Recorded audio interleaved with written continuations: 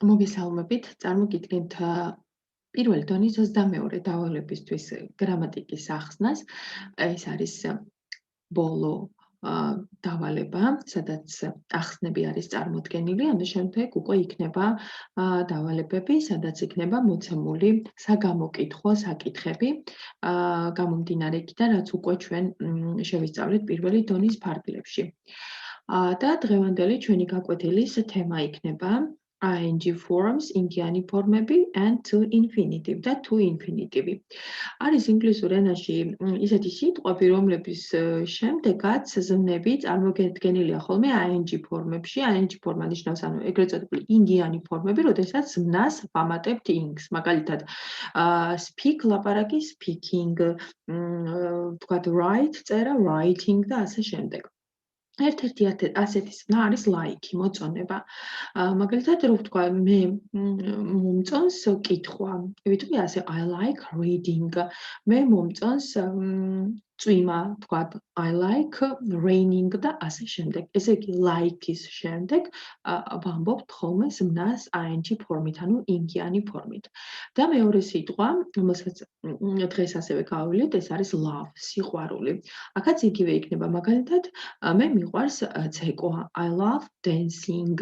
აი ასე იქნება, სწორედ ეს ზმნები გვაქვს ახლა წარმოდგენილი, მაგალითად to swim არის ცურვა.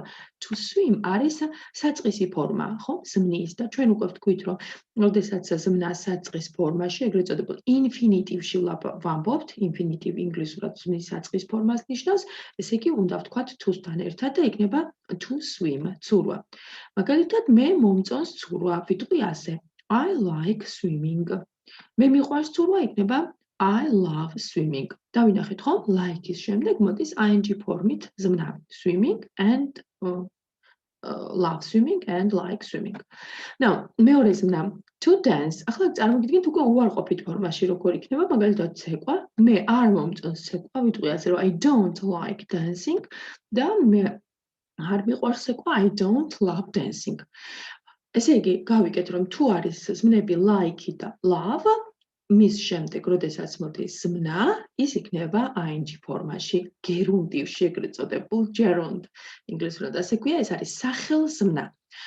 ანუ ნახევრად არსებითი სახელი რომ არის და ნახევრად ზმნა რო არის, აი swimming, ცურვა, ხომ?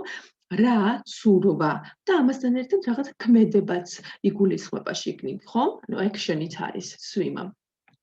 შესაბამისად ამ ing ფორმებს ქვიათ გერუნდივი.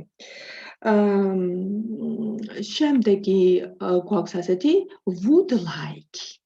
აი მაგალითად ვისურვებდი. აი ასე ითარგმნება would like. და would love. თქვათ მეყვარებოდა აი ასეთი თარგმანი ექნებოდა ამას. ესეც ვისურვებდია, რომ თქვათ would love და would like ორივე ვისურვებდის ნიშნავს. ნახეთ, განსხვავებით like-ისგან, აქ would like-ის შემდეგ ზმნები არ გვექნება წარმოდგენილი ing ფორმაში.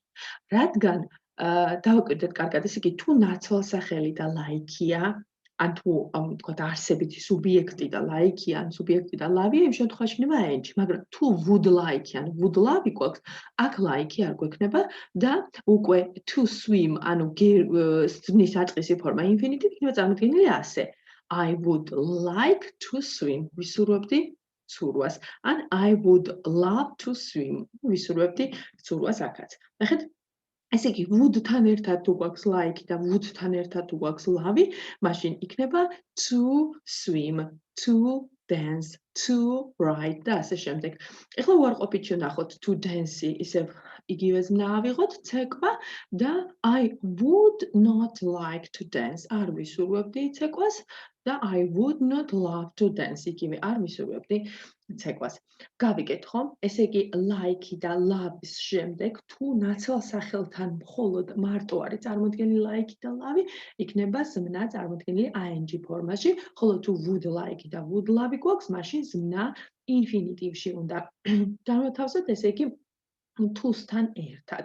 არსებობენ კიდევ სხვა ასეთი ტიპის სიტყვები, რომელსაც შემდგომ მოგვიანებით გავიგებთ.